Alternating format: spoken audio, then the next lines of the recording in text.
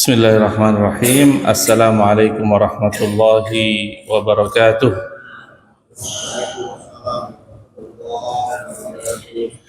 Alhamdulillah al-mun'imi ala khalqih al-mutafaddili bi ihsanihi wa karamih alladhi nazzala al-furqana ala 'abdihi liyakuna lil 'alamin nadhira. Wa usalli wa usallim ala man ba'athahu Allah rahmatan lil alamin basyiran wa nadhira wa da'iyan ila Allah bi idnihi wa sirajan munira sallallahu alaihi wa ala alihi wa sahbihi wa sallama tasliman katsira. Amma ba'd. Alhamdulillah, puja dan puji syukur kehadirat Allah Subhanahu wa taala, Zat yang telah melimpahkan nikmatnya yang sangat banyak kepada seluruh makhluknya, Zat yang maha pemurah dan juga yang maha mulia. Alladzi nazzala al-furqana ala 'abdihi liyakuna lil 'alamin nadhira. Dialah Allah Subhanahu wa taala yang telah menurunkan Al-Furqan atau Al-Qur'an kepada hamba-hambanya agar menjadi peringatan bagi seluruh alam. Wa salli wa usallimu ala man ba'athahu Allah rahmatan lil alamin basyiran wa nadhira wa da'iyan ila Allah bi idnihi wa sirajan munira. Salawat dan salam semoga senantiasa tercurahkan kepada Nabi kita Nabi Muhammad sallallahu alaihi wasallam yang diutus oleh Allah Subhanahu wa taala sebagai rahmat bagi seluruh alam dan sebagai pembawa kabar gembira sekaligus peringatan kepada semua umat-umatnya. Dan beliaulah sallallahu alaihi wasallam yang mengajak umatnya kepada agama Allah Subhanahu wa taala, yaitu agama Islam, dan beliaulah sosok cahaya yang menerangi umatnya. Sallallahu alaihi wa ala alihi wa sahbihi wa sallama tasliman katsira. Semoga salawat dan salam selalu tercurahkan kepada beliau sallallahu alaihi wasallam, juga kepada keluarga-keluarga beliau dan seluruh sahabat-sahabat beliau serta siapa saja yang mengikuti jalan mereka dengan baik hingga akhir zaman nanti. Para jamaah sekalian yang dirahmati oleh Allah Subhanahu wa taala, setiap muslim tentu ingin amal solehnya diterima oleh Allah Subhanahu wa taala. Tapi tidak sedikit dari amal soleh yang kelihatan secara zahir, secara kasat mata, amal soleh tersebut baik. Namun amal soleh tersebut ditolak oleh Allah Subhanahu wa taala karena berbagai macam sebab. Oleh karena itu penting bagi kita semua untuk mengetahui dua hal, yaitu syarat agar amal soleh kita diterima oleh Allah Subhanahu wa taala, dan juga apa saja yang bisa membuat amal soleh kita menjadi sia-sia. Karena banyak sekali dari kita yang sudah merasa sudah berbuat amal soleh, namun ternyata Allah Subhanahu wa taala tidak menerima amal soleh tersebut karena ada beberapa sebab-sebab yang membatalkan amal soleh tersebut. Allah Subhanahu wa taala dan Rasulnya sallallahu alaihi wasallam telah memberikan peringatan serius agar kita berhati-hati dalam beramal. Allah Subhanahu wa taala berfirman, "Faman kana yarju liqa'a rabbih falyamal 'amalan shalihan wa la yusyrik bi'ibadati rabbih ahada." Ini yang selalu membaca surat Al-Kahfi setiap malam Jumat atau hari Jumat pasti selalu membaca ayat ini. "Faman kana yarju liqa'a rabbih falyamal 'amalan shalihan wa la yusyrik bi'ibadati rabbih ahada." Barang siapa yang berharap dapat berjumpa dengan Rabb-nya, dengan Allah Subhanahu wa taala, maka hendaklah ia mengerjakan amal saleh dan tidak berbuat syirik dan mempersekutukan seorang pun dalam beribadah kepada Allah Subhanahu wa taala. Jadi inti dari semua inti itu tidak berbuat syirik. Salah seorang ulama salaf bernama Al-Fudail bin Iyad rahimahullahu taala menjelaskan, sesungguhnya amal yang paling ikhlas dan yang paling benar cara pengerjaannya itulah yang diterima oleh Allah Subhanahu wa taala. Yang paling ikhlas dan yang paling benar cara pengerjaannya. Jika hanya ikhlas saja tapi tidak benar atau tidak sesuai dengan tuntunan Rasulullah SAW, maka amalan tersebut akan tertolak. Begitu juga sebaliknya, jika amalan tersebut benar namun tidak didasari dengan ikhlas, maka amalan tersebut akan tertolak juga. Oleh karena itu penting bagi kita semua untuk mengetahui syarat diterimanya amal-amal soleh.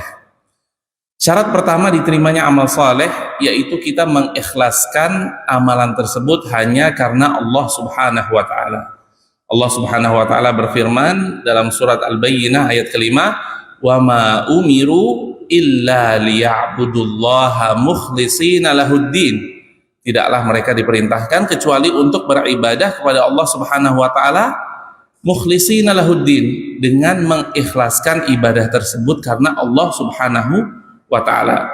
Begitu juga Rasulullah sallallahu alaihi wa ala alihi wasallam dalam sebuah hadis yang diriwayatkan oleh Bukhari dan Muslim, beliau bersabda, "Innamal a'malu binniyat wa innama likulli imri'in ma nawa."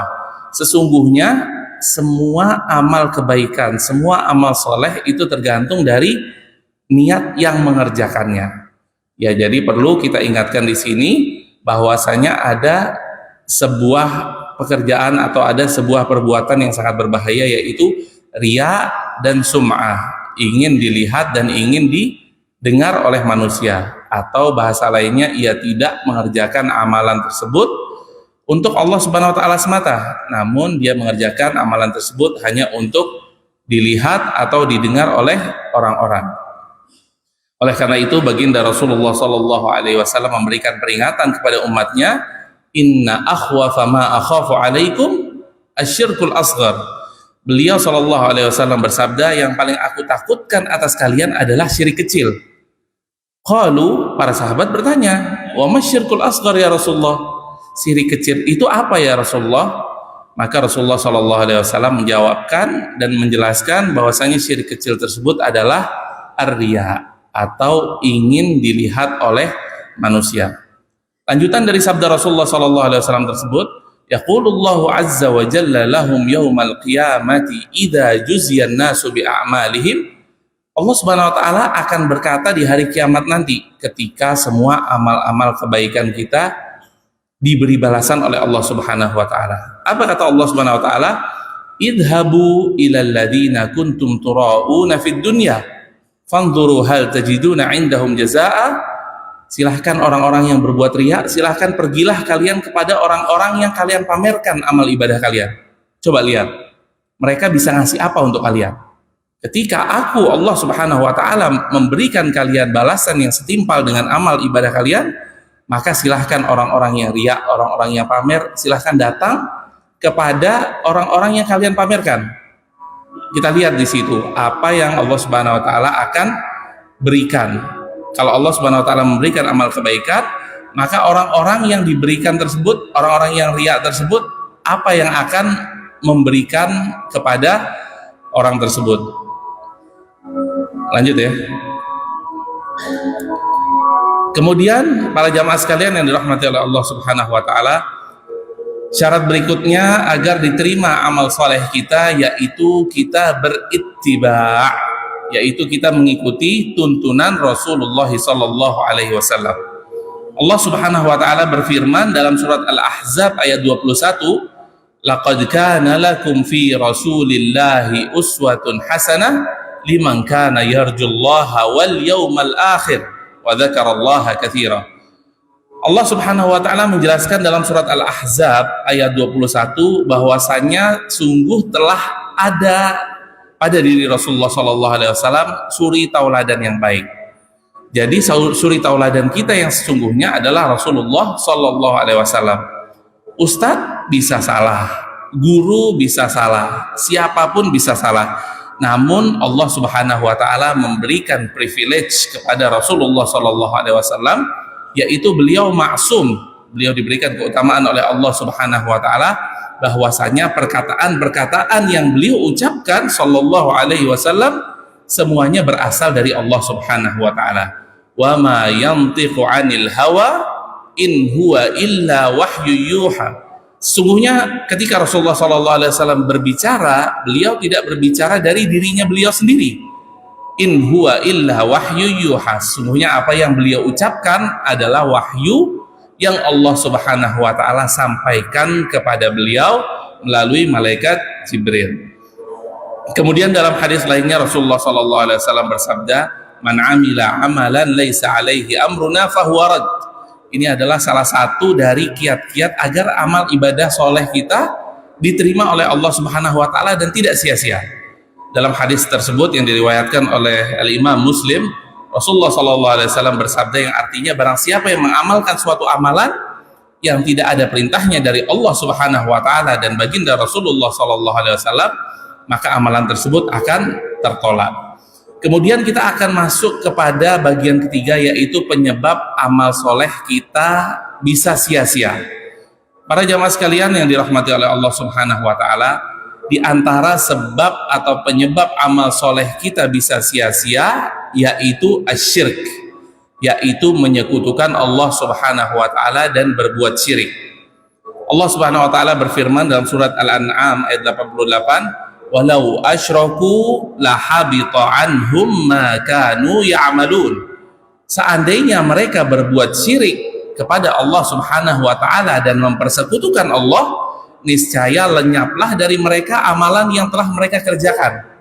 Jadi kasihan ya, sudah capek-capek, sudah berusaha maksimal, namun tidak ditujukan amal soleh tersebut untuk Allah Subhanahu wa taala, maka akan sia-sia apa yang mereka kerjakan. Begitu juga Rasulullah sallallahu alaihi wasallam bersabda, "Man mata la yusyriku billahi syai'an dakhala al-jannah." Ini adalah kabar gembira untuk seluruh kaum muslimin. Barang siapa yang meninggal dalam keadaan tidak mempersekutukan Allah Subhanahu wa taala, maka Allah Subhanahu wa taala akan masukkan ia ke dalam surga. Jadi inti dari semua inti adalah kita tidak boleh menyekutukan Allah Subhanahu wa taala.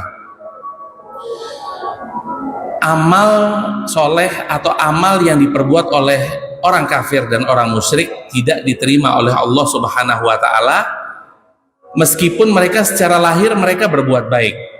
Nah, ini jadi ada sebuah kisah atau sebuah ibrah yang menurut saya bagus untuk kita bahas ya, yaitu masalah tiket ujian di universitas ternama.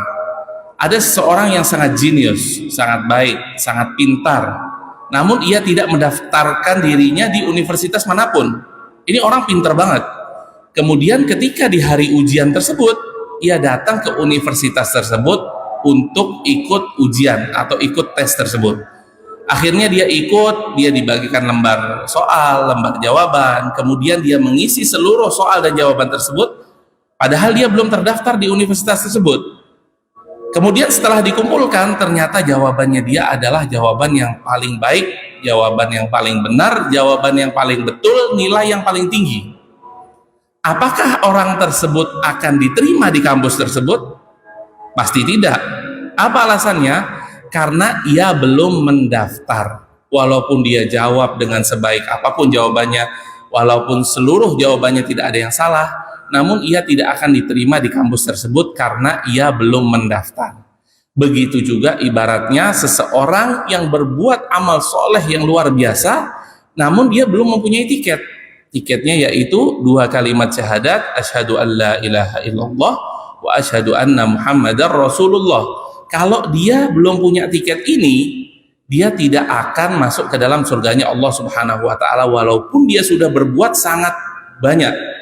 Kita tahu lah ya, sama-sama pemain bola yang termahal di dunia, pemain-pemain olahraga yang termahal di dunia, dia membagikan charity, dia membagikan sedekah sangat luar biasa besar, dia membuat yayasan amal untuk orang yang kena kanker dan lain sebagainya. Apakah orang-orang yang seperti itu yang tidak mempunyai tiket yaitu 2 kalimat syahadat akan Allah Subhanahu wa taala masukkan ke dalam surga? Tentunya pastinya tidak, karena tiket masuk ke dalam surga itu adalah 2 kalimat syahadat. Sebanyak apapun kita berbuat, sebanyak apapun kita bersedekah, kalau kita masih menyekutukan Allah Subhanahu wa taala atau tidak mempunyai tiket yaitu beriman kepada Allah Subhanahu wa taala dan Rasulullah sallallahu alaihi wasallam, maka tidak akan masuk ke dalam surga Allah Subhanahu wa taala. Oleh karena itu Allah Subhanahu wa taala menjelaskan mengapa syirik sebagai penyebab amal soleh kita bisa sia-sia, yaitu di dalam surat Al-Furqan ayat 23, wa qadimna ila ma amilu min amalin faja'alnahu haba'am manthura. Allah Subhanahu wa taala berfirman yang artinya, dan kami hadapkan segala amal yang telah mereka kerjakan, ditunjukin nih amalan yang mereka kerjakan, faja'alnahu haba'am manthura, lalu kami jadikan amal tersebut sebagai debu yang berterbangan. Ini loh, ente udah berbuat ini, ente sudah nyumbang ini, gaji ente yang miliar-miliaran setiap pekan ente gunakan untuk ini, namun Allah tunjukkan, langsung Allah jadikan dia sebagai debu yang berterbangan. Kemudian para jamaah sekalian yang dirahmati oleh Allah Subhanahu wa taala, penyebab kedua amal soleh kita bisa sia-sia yaitu menambah-nambah sesuatu dalam beribadah. Ada sebuah perkataan Imam Malik rahimahullahu taala yang sangat bagus, man ibtada'a fil islami bid'atan yaraha hasanah faqad za'ama anna Muhammadan sallallahu alaihi wasallam khana risalah. Barang siapa yang membuat-buat sesuatu yang baru dalam Islam dan menganggap sesuatu tersebut baik, maka sesungguhnya ia telah menuduh Rasulullah sallallahu alaihi wasallam mengkhianati wahyu dan tidak menyampaikan semua yang diperintahkan oleh Allah azza wajalla. Jadi ini juga merupakan hal yang sangat penting. Kemudian penyebab ketiga dari amal soleh kita bisa sia-sia yaitu seperti yang kita sampaikan tadi, ar-riya was-sum'ah wal-ujub, yaitu riya, ingin dilihat, sum'ah, ingin didengar, dan ujub, yaitu membangga-banggakan diri. Karena amal soleh kita bisa gugur karena ingin dipuji oleh manusia. Betapa banyak ya seseorang yang melakukan amal soleh, sholat misalnya, atau dia haji, atau dia umroh, atau dia berbuat amal-amalan soleh lainnya dengan niat bahwasanya biar dibilang, oh bahwasanya Bapak A ini setiap tahun dia pergi umroh, oh bahwasanya Bapak B ini nggak pernah dia ketinggalan sholat subuh, oh bahwasanya Bapak C ini dia tidak pernah terlambat, dan lain sebagainya, dan lain sebagainya. Dia ingin dipuji oleh manusia dan dia tidak berharap pahala dari Allah Subhanahu wa taala. Ini adalah hal yang sangat riskan sekali karena syaitan sangat berperan penting dalam hal ini. Syaitan akan membisik-bisikkan kepada diri kita, oh iya kita nih belum selfie kayaknya nih, kita di masjid soft pertama, ayo deh kita foto dulu, oh iya belum update status nih, udah seminggu nih, seminggu kita selalu di soft pertama, dan lain sebagainya, dan lain sebagainya. Syaitan pintar main dalam hal ini, oleh karena itu perlu kita antisipasi. Karena Allah Subhanahu wa taala mengatakan dalam hadis Al-Qudsi, ana aghna syuraka, yakni syirk, aku adalah zat yang paling tidak butuh sekutu, kata Allah Subhanahu wa taala. Man amila amalan asyraka fihi ma'iya ghairi taraktuhu wa syirkah. Barang siapa yang beramal dan ia menyekutukanku, kata Allah Subhanahu wa taala, dengan hal yang lain, maka akan aku tinggalkan orang tersebut dan sekutunya. Hadis qudsi ini diriwayatkan oleh Al-Imam Muslim dalam sahihnya. Kemudian para jamaah sekalian yang dirahmati oleh Allah Subhanahu wa taala, penyebab keempat amal soleh kita bisa sia-sia yaitu bermaksiat. Dan maksiat seperti yang kita ketahui, maksiat tersebut bisa menghapuskan pahala-pahala kebaikan. Contohnya riba, hasad, menzolimi orang, memutus tali silaturahim antar saudara, dan amalan-amalan lainnya yang berbau maksiat, maka hal tersebut bisa menyebabkan amal soleh kita sia-sia di hadapan Allah Subhanahu wa ta'ala. Al-Imam Al-Hasan Al-Basri rahimahullahu ta'ala menjelaskan, sungguh aku melihat orang yang lebih giat dariku beribadah, namun karena lisannya yang buruk, maka amalan tersebut hancur sia-sia. Na'udzubillahi min dzalik. Jadi jangan sampai amal soleh kita termasuk sia-sia karena kita tidak bisa menjaga lisan kita. Na'udzubillahi min dzalik. Di antara contoh maksiat yang dapat membuat amal soleh kita sia-sia yaitu menzalimi orang. Contohnya kita mengungkit-ungkit amal kebaikan atau kita mengungkit-ungkit sedekah kita kepada orang lain. Contohnya seperti yang Allah Subhanahu wa taala firmankan di dalam surat Al-Baqarah ayat 264, ya ayyuhalladzina amanu la tubtilu shadaqatikum bil manni wal adha kalladzi yunfiqu malahu ria'an nas. Allah Subhanahu wa taala menyampaikan, wahai orang-orang yang beriman, janganlah kamu menghilangkan pahala sedekahmu dengan menyebut-nyebutnya dan menyakiti hati orang lain yang menerima. Seperti orang yang menginfakkan hartanya dengan maksud pamer. Jadi kita kalau sudah menginfakkan harta kita, memberikan sedekah, seolah-olah tangan kiri kita aja nggak tahu nih apa yang diinfakkan oleh tangan kanan kita. Sampai itu termasuk di antara 7 golongan yang Allah Subhanahu wa taala kasih naungan ketika di hari kiamat nanti.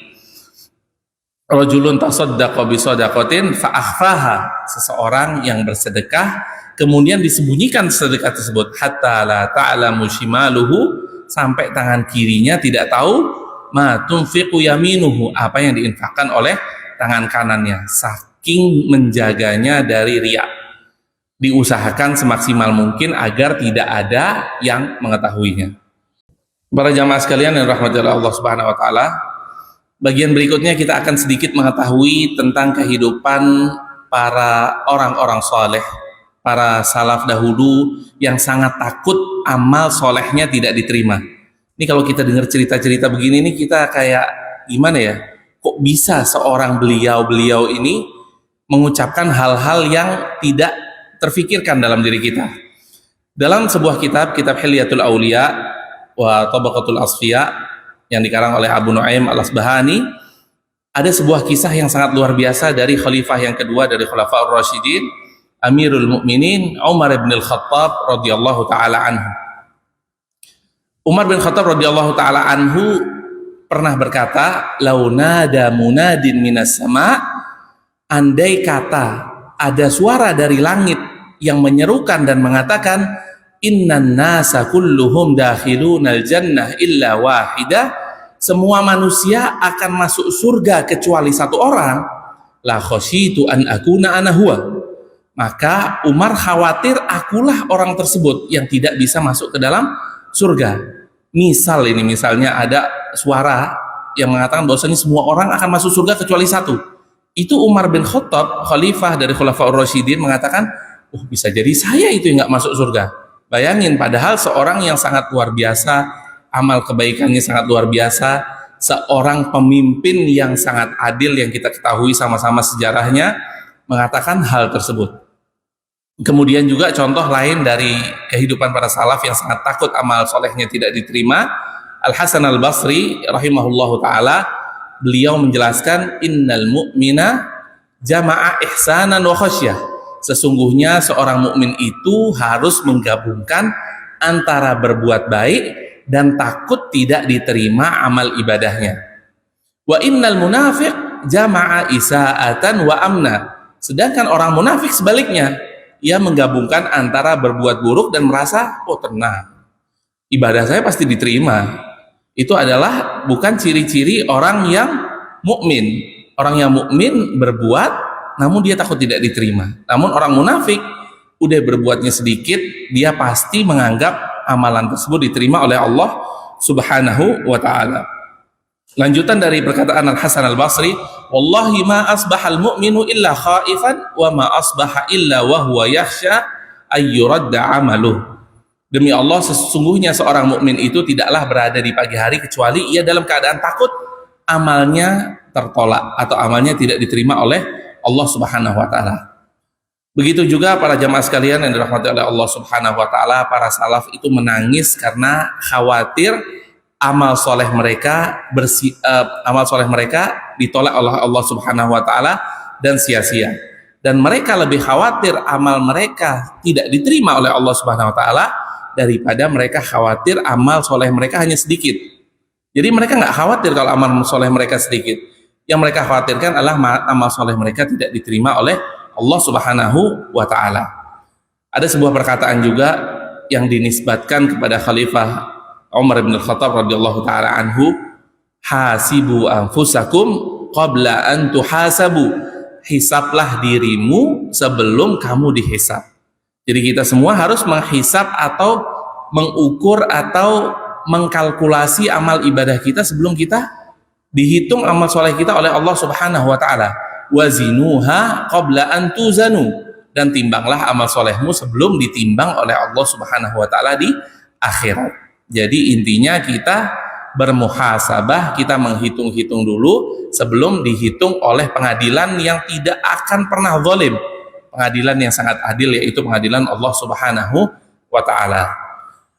Kemudian para jamaah sekalian yang dirahmati oleh Allah Subhanahu wa taala, kita masuk kepada bagian akhir, yaitu tips agar amal soleh kita tidak sia-sia. Tips yang pertama yaitu kita harus memperbaiki niat. Kita harus bermuhasabah setiap saat. Untuk siapa saya melakukan amal soleh ini? Apakah saya melakukan amal soleh ini benar-benar hanya untuk Allah Subhanahu wa taala, atau masih ada sedikit biar pengen dilihat, sedikit pengen biar dipuji, dan lain sebagainya. Para ulama juga mengatakan apabila ketika kita sholat, tengah-tengah sholat, kemudian ada seseorang yang sangat kita hormati, seseorang yang sangat kita sanjung, dia datang, kemudian ada sedikit dari hati kita itu keinginan untuk dilihat dia.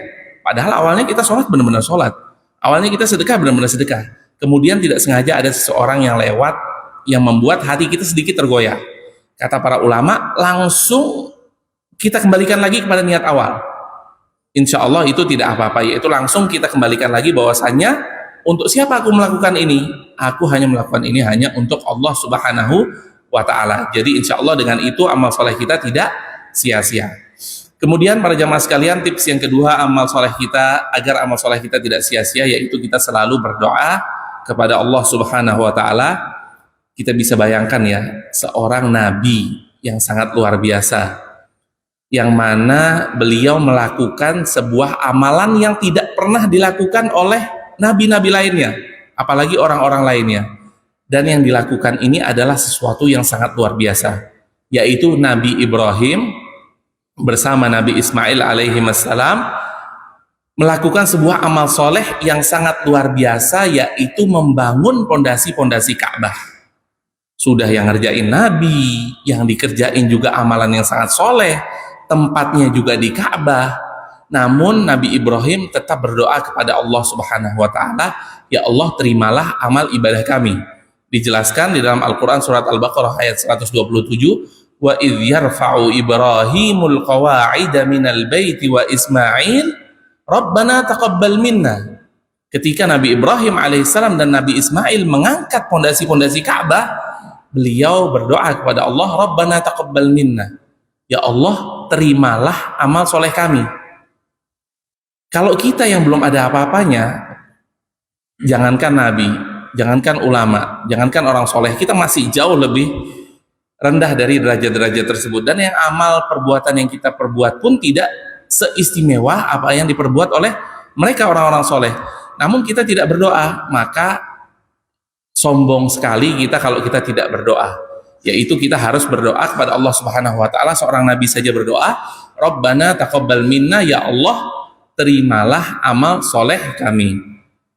Kemudian para jamaah sekalian yang dirahmati oleh Allah Subhanahu wa ta'ala, kita sering mendengar ketika kita sholat taraweh dan sholat qiyam di Masjid Nabawi, itu salah satu dari imam Masjid Nabawi, ketika doa beliau selalu berdoa, Allahumma ja'al a'malana kullaha salihah waj'alha liwajhika khalisah wa la taj'al li ahadin fiha syai'a. Jadi ini merupakan salah satu doa yang membuat saya terkesan ya.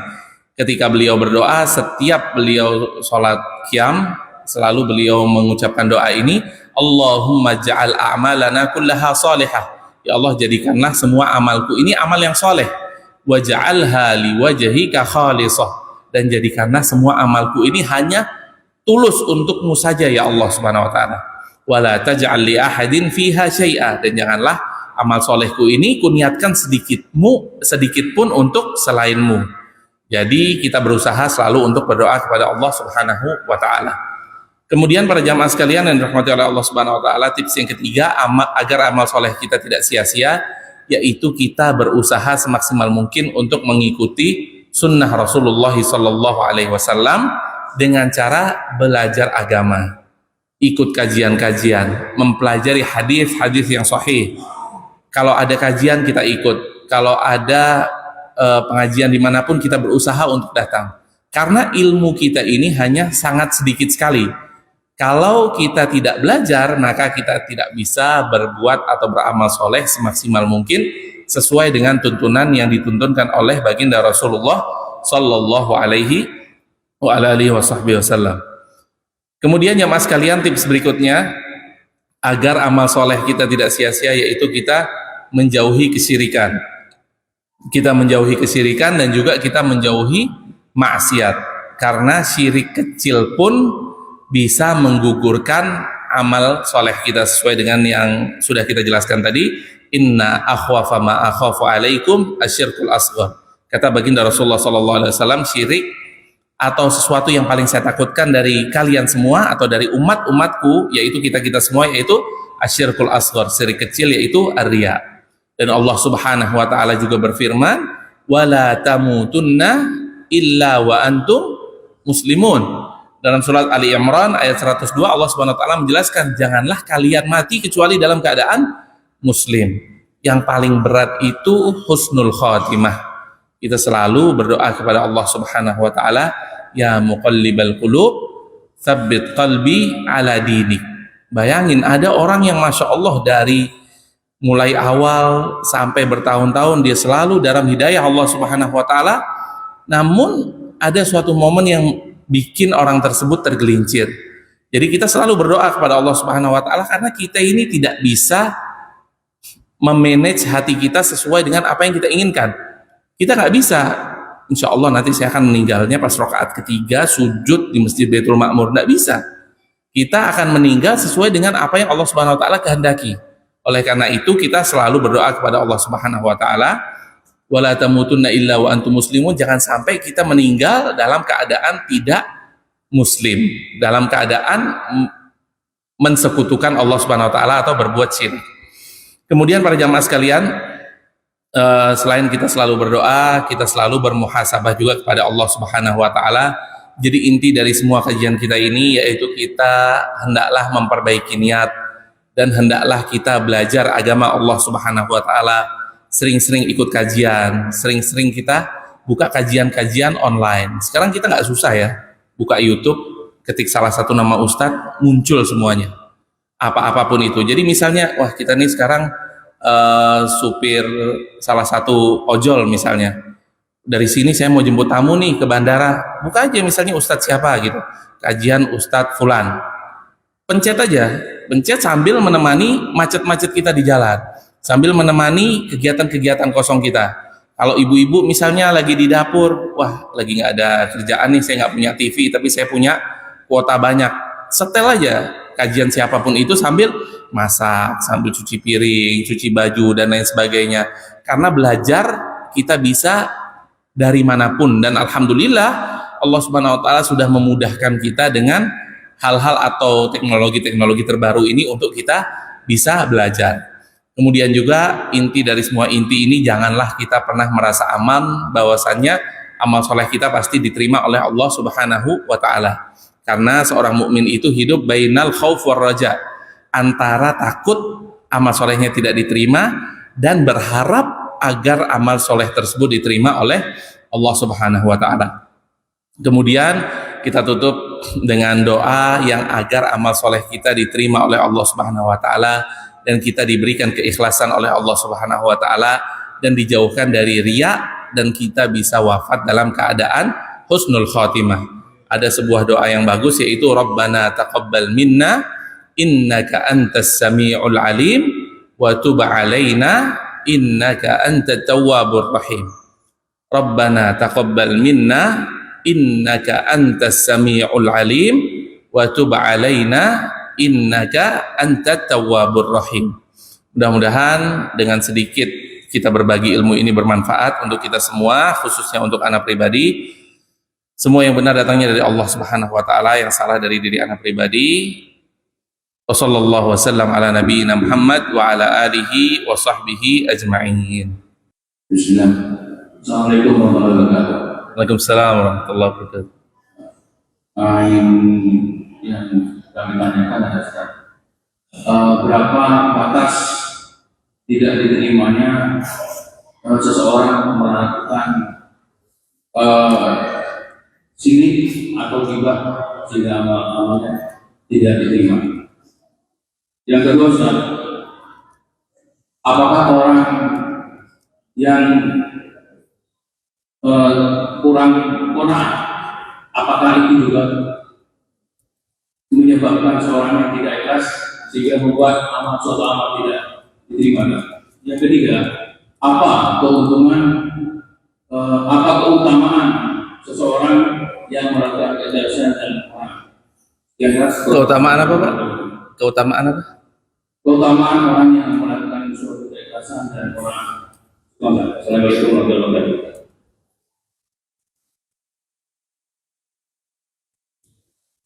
Langsung aja Be.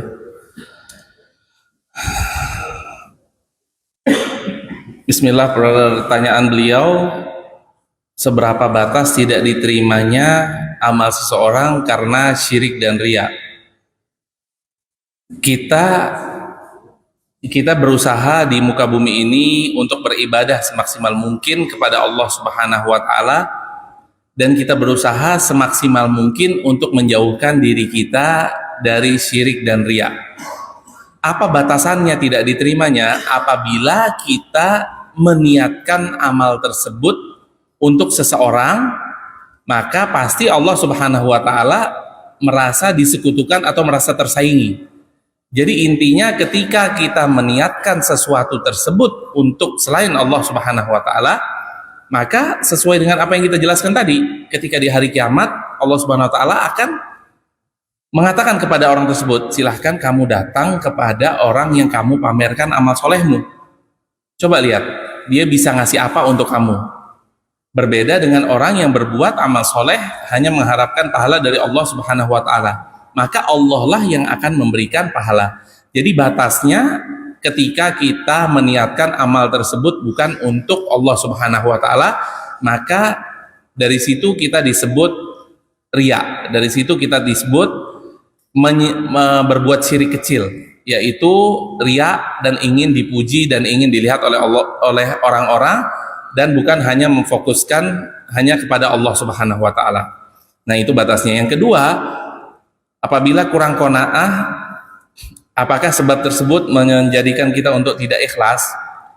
Qanaah ini adalah hal yang berbeda ya. Ketika kita diberikan sesuatu oleh Allah Subhanahu wa taala, kita berusaha untuk qanaah. Qanaah itu menerima apa yang Allah Subhanahu wa taala berikan kepada kita, dengan cara kita melihat ke yang lebih kasihan dari kita.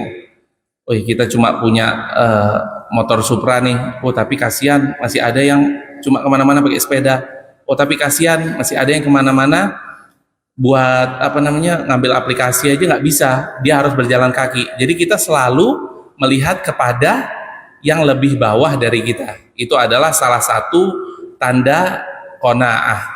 Jadi apabila kita kurang qanaah, bukan menyebabkan kita tidak ikhlas, bukan, tapi kita berusaha semaksimal mungkin untuk qanaah atau menerima amal atau menerima apa yang Allah Subhanahu wa taala telah rezekikan kepada kita. Kemudian yang ketiga, apakah keutamaan ikhlas dan qanaah? Tentu keutamaan ikhlas adalah amal ibadah kita diterima. Karena para salaf terdahulu, termasuk para khalifah dari Khulafaur Rasyidin, sangat takut ketika amal-amal soleh mereka tidak diterima. Jadi yang paling penting di sini yaitu bukan sebanyak apapun kita beramal, tapi seberapa banyak amal soleh kita yang diterima oleh Allah Subhanahu wa taala. Jadi kalau ditanya keutamaannya ikhlas, yaitu agar diterima amal ibadah kita oleh Allah Subhanahu wa taala. Wallahu a'lam. Assalamualaikum Ustaz. Waalaikumsalam. Tadi Ustaz menyampaikan bahwasanya amalan tidak akan diterima apabila belum bersyahadat. Bagaimana dengan kondisi sebaliknya Ustaz, jika ada orang dalam hatinya meyakini bahwasanya Tuhannya adalah Allah Subhanahu wa taala dan Nabi-Nya adalah Muhammad SAW, tetapi selama hidupnya malah sebelum melakukan amalan seperti meninggalkan sholat, meninggalkan puasa. Bagaimana keadaannya di akhirat dan apakah kita boleh memintakan ampunan jika ada kerabat atau tokoh yang memberikan konsumsi tersebut? Terima kasih Ustaz. Orang tersebut belum bersyahadat. Ini sudah. Oh, sudah bersyahadat. Jadi bagaimana apabila ada seseorang yang menganggap dirinya sudah bersyahadat, namun tetap dia meninggalkan sholat dan meninggalkan puasa? Pertama, perlu kita ketahui ya, orang yang paling ringan adabnya ketika di akhir kiamat di akhir zaman nanti atau di hari kiamat, yaitu paman dari baginda Rasulullah SAW. Kenapa beliau tetap masuk neraka? Kenapa beliau tetap diazab oleh Allah Subhanahu wa taala? Padahal yang beliau lakukan itu sangat luar biasa sekali, yaitu apa? Membantu dakwah Rasulullah Shallallahu alaihi wasallam di masa-masa sulit.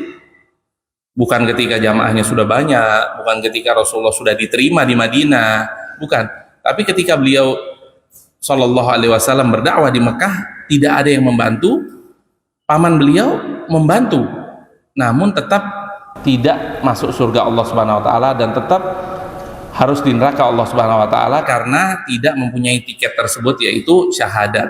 Syahadat yaitu beriman kepada Allah Subhanahu wa taala dan beriman bahwasanya Rasulullah Shallallahu alaihi wasallam diutus oleh Allah Subhanahu wa taala. Namun bagaimana jika ada seseorang yang dia sudah bersahadat namun ia tidak sholat, ia tidak puasa? Ini adalah tugas kita bersama. Kita harus mendakwahi, kita harus mendoakan. Kita mendoakan mereka nggak apa-apa selama mereka masih hidup, ataupun mereka ketika sudah meninggal. Apabila mereka sudah bersyahadat, ya sudah bersyahadat kepada Allah Subhanahu wa taala, kita mohonkan ampun, kita beristighfar untuk mereka. Apalagi orang tersebut adalah kedua orang tua kita, kerabat kita, saudara kita. Tentu kita harus mengajaknya dan tidak pernah bosan untuk mengajaknya. Dan tentu kita juga harus berdoa kepada Allah Subhanahu wa taala agar dibukakan pintu hidayah.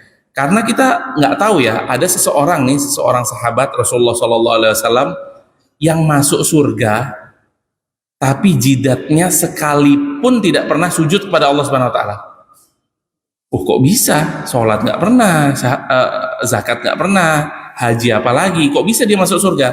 Jadi ketika ada sebuah peperangan, ketika itu orang tersebut atau seorang sahabat tersebut bersyahadat di hadapan Rasulullah Sallallahu Alaihi Wasallam, wahai Rasulullah, saya ingin ikut berperang membela agama Allah. Syaratnya apa? Syaratnya engkau harus bersaksi bahwasanya tidak ada sesembahan yang berhak disembah kecuali Allah Subhanahu Wa Taala, dan bahwasanya aku adalah utusan Allah Subhanahu wa taala. Akhirnya orang tersebut bersyahadat, belum sempat sholat, belum sempat zakat, belum sempat haji, dia ikut berperang membela agama Allah Subhanahu wa taala, dan Allah takdirkan ia meninggal dunia. Masuk surga apa enggak? Masuk surga. Karena apa? Sudah punya tiket. Jadi intinya yang punya tiket dia masuk surga, yang tidak punya tiket dia tidak masuk surga. Bagi orang yang sudah sangat banyak sekali dia berbuat kebaikan namun dia tetap tidak sholat, tetap tidak puasa, kita doakan agar Allah Subhanahu wa taala memberikan dia hidayah. Dan kita jangan pernah bosan, kita posting sesuatu, mungkin di grup keluarga kita berdakwah, di grup teman-teman kita berdakwah, kita mengirimkan sesuatu, giliran dia mau baca, nggak mau baca, itu semua di tangan Allah Subhanahu wa taala. Wa ma alaina illal balagh. Sungguhnya tugas kita hanyalah menyampaikan. Wallahu a'lam bishawab. Dia meninggal, ketika dia meninggal nanti dikarenakan tadi yang syahadat, boleh nggak kita doakan? Kalau memang ia meninggal dia dalam keadaan bersyahadat kepada Allah Subhanahu wa taala dan dia bersaksi bahwasanya Nabi Muhammad SAW adalah utusan Allah, maka boleh kita doakan. Kalau ia sudah bersyahadat, kita doakan agar Allah Subhanahu wa taala mengampuni dosa-dosanya, maksiat-maksiatnya, apa-apa saja yang ia lakukan ketika berada di muka bumi ini. Karena kita tidak tahu ya, bisa jadi sebelum ia meninggal beberapa saat ia sudah bertaubat dengan taubatan nasuha, dengan taubat yang sebenar-benarnya taubat, dan Allah terima taubat tersebut. Bisa jadi tanpa kita ketahui ya, dia di dalam kamar atau dia di dalam rumah di tempat yang tidak kita ketahui. Selama dia sudah bersyahadat, maka kita tetap doakan agar Allah Subhanahu wa taala ampuni dosa-dosa orang tersebut selama dia hidup. Allahu a'lam. Assalamualaikum warahmatullahi wabarakatuh. Waalaikumsalam. Ini boleh bilang sharing. Jadi pernah ada satu kejadian di zaman kami. Dulu ada direktur pariwisata DKI, namanya Win Thomas Sower. Satu kali dia pergi ke Jeddah untuk membicarakan masalah transportasi kota. Transportasi kota. Jadi dia berangkat ke Jeddah. Ketika dia terus ada ketika dia di Jeddah, dia bilang saya ingin ke Mekah. Dia bilang orang ramai, gimana dia ke Mekah? Dia orang kafir. Tanya sama ulama, kasih dia ke Mekah. Kalah dia melihat Mekah itu baru lihat saja dia sudah kagum. Yang kedua terus dia bilang, bisa saya masuk? Bisa dia masuk. Subhanallah, qadarullah wa misalkan dia masuk Islam, terus minta disyahadatkan. Pulang dari sana, belum sempat mengerjakan meninggal dunia. Masya Allah, Masya Allah. Assalamualaikum. Waalaikumsalam warahmatullahi wabarakatuh. Ini adalah salah satu seperti yang kita sampaikan tadi ya. Orang bersyahadat belum melaksanakan apapun amal soleh, namun Allah Subhanahu Wa Taala sudah takdirkan ia meninggal dalam keadaan Islam. Masya Allah. Barakallahu fiik. Jazakumullah khairan ya bro atas sharingnya. Mungkin ada lagi satu mungkin. Mungkin saya bisa salah sedikit untuk pertanyaannya saya. Masih ada dari jemaah kita atau kaum muslimin ini yang mengatakan kalau kita masih berharap pahala pada Allah dalam ibadah kita berarti belum ikhlas kan? Jadi kita beribadah hanya pahala dari Allah ini dikatakan belum ikhlas. Jadi ikhlasnya? Bagaimana Anda menjelaskan? Jadi menurut beliau ikhlasnya seperti apa?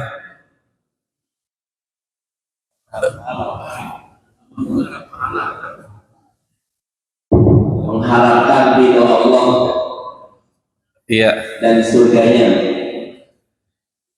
Memang Rasulullah Shallallahu Alaihi Wasallam sendiri menjelaskan bahwasannya yang bikin kita masuk surga itu bukan kehebatan kita. Yang bikin kita masuk surga itu bukan banyaknya amal soleh kita. Tapi yang bikin kita masuk surga adalah rahmat dari Allah Subhanahu Wa Taala.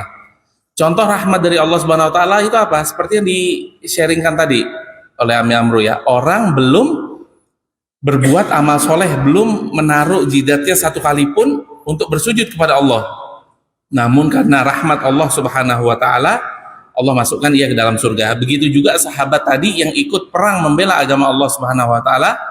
Namun Allah takdirkan beliau meninggal dalam atau gugur dalam peperangan tersebut, maka Allah Subhanahu Wa Taala masukkan ke dalam surga.